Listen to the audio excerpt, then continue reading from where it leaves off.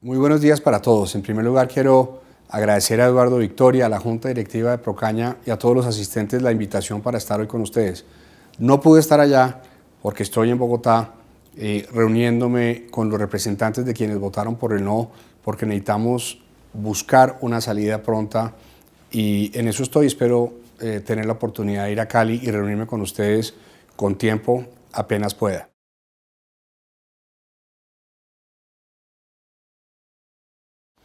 En el acuerdo con las FARC no hay absolutamente ningún riesgo para la propiedad privada. Una cosa es lo que dijeron las FARC al inicio de las conversaciones, otra cosa es lo que dijeron las FARC en los micrófonos y otra cosa es lo que está en los textos. Claro, al comienzo de las conversaciones ellos querían que pusiéramos límites a la propiedad privada, a la inversión extranjera, a los tratados de libre comercio, al latifundio.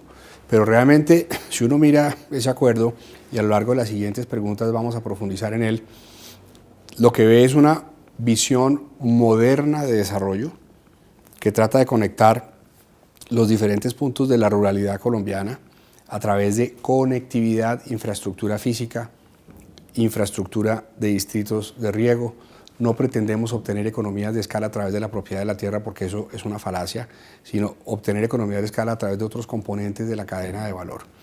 Y les quiero contar una cosa, antes de redactar ese punto nosotros leímos los reportes y recomendaciones del Consejo Privado de Competitividad y los reportes de Michael Porter, que está muy lejos de ser un comunista, sobre cómo dinamizar a través de instrumentos de mercado, mercados de tierra en América Latina y modernizar las zonas rurales. Hay una cosa importante, hoy los tenedores de buena fe de tierra en Colombia no tienen una protección a través del sistema judicial. 1 de cada 2 hectáreas en el campo colombiano no está formalizada y la justicia no funciona. Tenemos millones de hectáreas en baldíos de la nación que nos pertenecen a todos y que han sido apropiadas por mafias de algunos notarios, algunos jueces, algunas personas de instituciones y de organizaciones que se dedican a robarnos la tierra.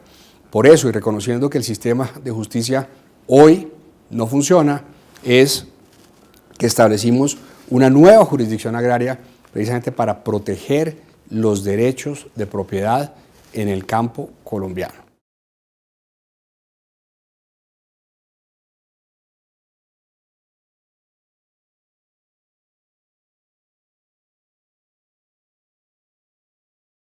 Es importante aclarar que no toda la política rural está en el acuerdo con las FARC. Los acuerdos con las FARC son un pedacito de lo que son las políticas gobierno y un pedacito mínimo de lo que son las políticas y las responsabilidades de un Estado. En el acuerdo del punto rural que tenemos con las FARC, hay una concepción donde caben los muy pequeños productores, los microfundistas como en Nariño, los productores de tamaño medio como en el centro del país, pero también deben tener cabida las grandes explotaciones agroindustriales, como por ejemplo las que deberíamos tener en los llanos orientales. ¿Por qué? Porque si uno quisiera obtener economías de escala a través de la tierra, caería en la trampa de tratar de globalizar la propiedad de alguna manera, por ejemplo, en el sur del país, destruyendo el capital social que hay ahí. Hay países que han logrado obtener economías de escala en algunos renglones de la actividad agrícola a través de microfundios o minifundios, por ejemplo, Italia en el tema de vinos. ¿Cuáles son los ajustes que hay que hacer? Entender dónde están los márgenes. Y hoy los márgenes, tristemente, no están para quien cultiva la tierra. Los márgenes están muchas veces en la comercialización, en el transporte, en la financiación o en la venta de productos agroquímicos. Esos márgenes excesivos que a veces están distorsionados, a veces no siempre, afectan los márgenes de quien invierte en el campo. Por eso la concepción que nosotros tenemos es, primero, que en Colombia afortunadamente hay tierra para todos. De los 114 millones de hectáreas hay 97 millones o 96 millones de hectáreas que son tierra que se puede aprovechar, pero de una manera óptima. Por eso incluimos unas provisiones para mejorar los criterios de definición de uso del suelo con una visión de largo plazo. Todos sabemos que podemos aprovechar por lo menos otras 12 millones de hectáreas, por lo menos, en agricultura, que tenemos que reducir el número de hectáreas que tenemos en ganadería, que podemos tener 7 millones de hectáreas más en reservas forestales. Lo que sí es claro, y esa es mi visión personal, es que el gobierno tiene que mandar un mensaje más coherente para las grandes explotaciones agroindustriales. Ha habido una serie de leyes que infortunadamente tienen algo de incoherencia. Yo creo, por ejemplo, que hay que hacer una revisión de algunos aspectos de la ley de Sidres, porque lo que necesitamos es un campo colombiano moderno. Y sí, en las grandes explotaciones agroindustriales se necesitan una escala de tierra mínima para poder justificar las inversiones y para poder justificar las inversiones cuando especialmente hay que mejorar la calidad del suelo antes de sembrar y antes de recoger. Entonces, aquí la invitación es, en primer lugar, a entender y a ver que el acuerdo no es toda la política agraria de Colombia, es solamente una parte de ella y el gobierno mantiene todos los instrumentos y las herramientas para poder arropar los acuerdos y complementarlos con otras medidas.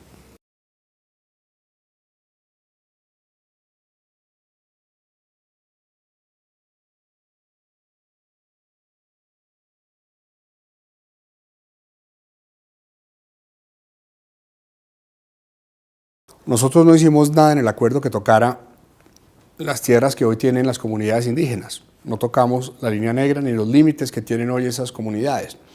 Pero tampoco en el acuerdo hay un compromiso de darle tierra a las FARC, eso tiene que quedar absolutamente claro.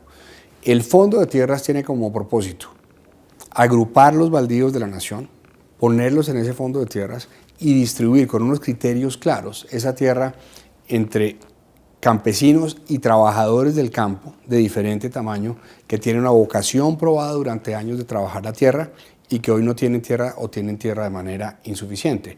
Pero esa tierra no es para las FARC. Y esos son 3 millones de hectáreas en un lapso de 10 años. Hay otro componente que no entra al fondo de tierras y que tiene que ver con la formalización. 1 de cada 2 hectáreas en Colombia, en el campo colombiano, es informal. Y la informalidad es una trampa de la pobreza. Una familia campesina o cualquiera que trabaje en la informalidad puede madrugar todos los días de su vida a trabajar, pero nunca va a poder multiplicar el capital. Entonces aquí de lo que se trata es de formalizar la tierra para que quienes hoy son tenedores de tierra de buena fe, pero no tienen su tierra formalizada, puedan acceder a recursos de crédito, asistencia técnica, etcétera, a la caja de herramientas que hace productiva la tierra.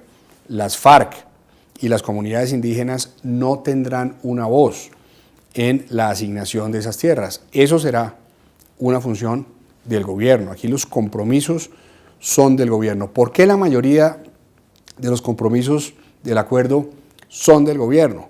Porque es que los compromisos del gobierno no son para las FARC, son para beneficio de los ciudadanos y esa es una función del gobierno.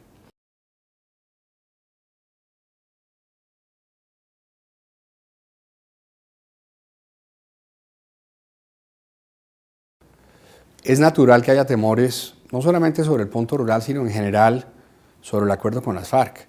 Porque es que un país que ha estado acostumbrado a vivir en el conflicto armado va a tener cambios si nosotros salimos del conflicto. Y eso genera incertidumbre y la incertidumbre genera miedo. Yo quiero aprovechar la oportunidad para que reflexionemos acerca de cuáles son los sentimientos que nosotros tenemos acerca de este tema. Porque el conflicto armado interno deja unas heridas muy profundas en la sociedad, heridas y sentimientos que además son legítimos, porque es legítimo tener miedo, estar frustrado y hasta tener rabia. La pregunta es si son esos sentimientos los que nos van a permitir a nosotros construir un mejor país o si por el contrario son sentimientos que nos dejan anclados al pasado. Yo personalmente pienso que uno no debe tomar decisiones con base en el miedo. Eso no significa estar de acuerdo con lo que convinimos con las FARC, pero tomemos decisiones sin tenerle miedo a las FARC. Si nosotros no le tuvimos miedo a las FARC en la guerra, ¿por qué le vamos a tener miedo a las FARC en la política? Los colombianos somos muy capaces, creemos en la democracia. Aquí no vamos a aceptar regímenes diferentes. Sobre la pregunta específica en particular, aquí no puede haber, digamos, un temor fundado sobre los derechos de propiedad, porque la serie de mecanismos e instrumentos que estamos previendo en los acuerdos lo que hacen es proteger los derechos de propiedad. Por ejemplo, un catastro multipropósito, ¿qué es lo que va a hacer? Actualizar los predios, los propietarios, los linderos y los valores. Eso beneficia a los tenedores de buena fe, eso beneficia a quienes han adquirido sus tierras legalmente y beneficia también a quienes las han adquirido de buena fe, así las tierras en este momento no estén legalizadas, pues se van a poder formalizar y se van a poder legalizar. Aquí nosotros nunca aceptamos negociar los principios del capitalismo que están basados en la propiedad privada. Si algo tenemos claro los colombianos es que el único generador de riqueza es el sector privado. El único generador de riqueza es el sector privado y eso hay que protegerlo.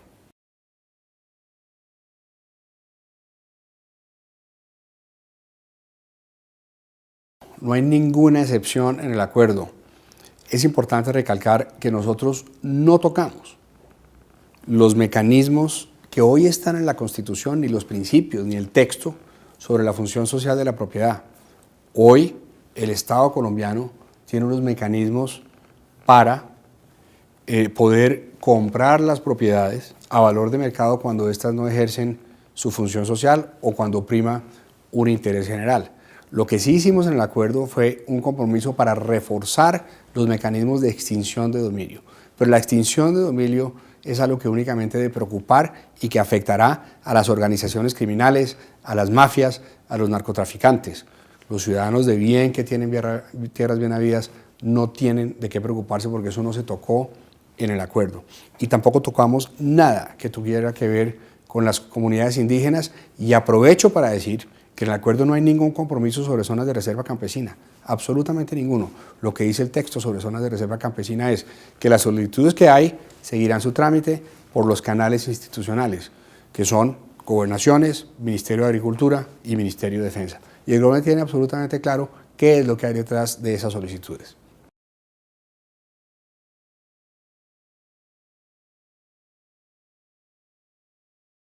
El ELN y las FARC tienen claro que de llegar a un acuerdo final son ellos los que están entrando a nuestro sistema, son ellos los que están entrando a un sistema democrático, son ellos los que están entrando a un sistema capitalista. Si uno mira los acuerdos, ahí lo que hay son unos programas que van a beneficiar especialmente a los campesinos y especialmente a las personas que viven en las zonas rurales donde hay conflicto armado interno. Y la agenda con el ELN es una agenda que está contenida dentro de la agenda con las FARC. Les voy a poner un ejemplo, el punto de transformaciones, que suena muy grande. Si uno mira el detalle de la letra, ¿de qué habla? De planes y programas con unos objetivos específicos: disminuir la pobreza, disminuir la inequidad, disminuir la degradación ambiental, luchar contra la corrupción. A todos nos conviene hacer esas cuatro cosas. Son además los mismos objetivos que tienen los planes de desarrollo con enfoque territorial que están en la agenda con las FARC. En segundo lugar, el punto de víctimas es el sistema de justicia. Ellos estarían dejando las armas, dejando de ser una organización que comete crímenes y delitos todo el día para someterse a un sistema de justicia, claro, una justicia transicional que está dentro de nuestra institucionalidad. Entonces aquí no podemos confundirnos y lo que nosotros les decimos a ellos en la mesa es: nosotros no pretendemos que ustedes cambien de manera de pensar, pero ni por un instante se les ocurra que nosotros vamos a dejar de representar a un Estado y a una población colombiana que cree en la democracia y que cree en un sistema capitalista. Ahora, sí necesitamos más equidad, pero ese tema es un tema que tendremos la oportunidad de trabajar todos los colombianos de mejor manera una vez hayamos alcanzado el fin del conflicto armado interno. Y tiene, en mi opinión, mucho que ver con la corrupción. Nosotros necesitamos mejorar las prácticas políticas en Colombia, hacer una renovación en la política y utilizar mejor los recursos. Si nosotros no tuviéramos los niveles de corrupción que hay hoy, tendríamos mejor inversión social en las regiones y tendríamos menos problemas con todos los grupos ilegales. El fin del conflicto nos va a permitir enfocarnos en esos temas, para que los ciudadanos participemos más de lo público y tengamos una lupa, como lo prevén los acuerdos sobre el diseño, ejecución y veeduría. Yo quiero cerrar diciendo que si el acuerdo con las FARC se llega a implementar, aquí los empresarios tienen una enorme oportunidad de participar en el corto plazo en 3 cajones que proveen los acuerdos. Participar en el diseño de los planes de implementación, se puede hacer. Participar en la ejecución de los programas, aportando la gerencia del sector privado, eso sería fundamental, sería un enorme aporte. Y si no quieren participar en esas 2 cosas, pueden participar con una lupa en la veeduría para garantizar que los recursos están bien gastados, pero sobre todo bien invertidos, porque aquí la mayoría de recursos no son gasto, son inversión.